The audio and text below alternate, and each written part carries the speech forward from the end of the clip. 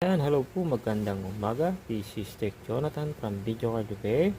So may running tayo dito ng stress test. Ito po siya, line number 3566. Yan, ang brand po nito ay Colorful 1660 Ti 6GB po. So ayan ang schedule date niya, ang issue niya, shorted.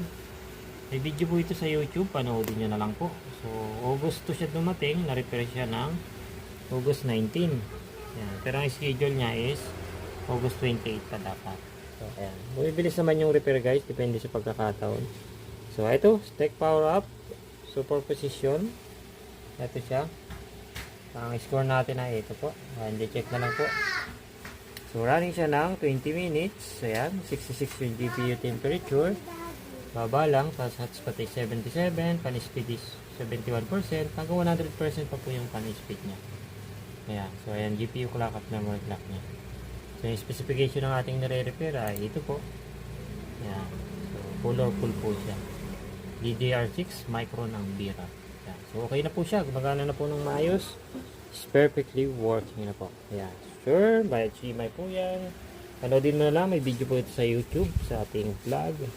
Okay. So, workstation natin ginagawa. Yan. Para sa mga nag-inquire, so, mahaba po talaga ang pila ng repair dahil bagsakan po tayo ng repair ng video card. Okay? Tapos ito pa via LBC po, galing po sa iba't ibang dako sa Pilipinas. So may dumadayo pa from Japan, from Taiwan, from China, and New Zealand. Yan, may mga dumayo na po sa atin. Yan, kasi mga nagpaparepair ng video card. Puro video card po yan, majority. Video card. So dyan tayo kilala sa video card. Okay, so may YouTube channel tayo. May TikTok din. Yan, sa Facebook, FB page. Yan. So, ito ang ating working station. For upgradable pa yan. Nag-upgrade tayo ng working station at sobrang dami ng repair.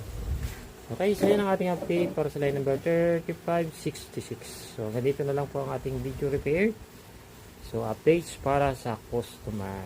So, thank you for watching. This is Tech Jonathan. Bye for now.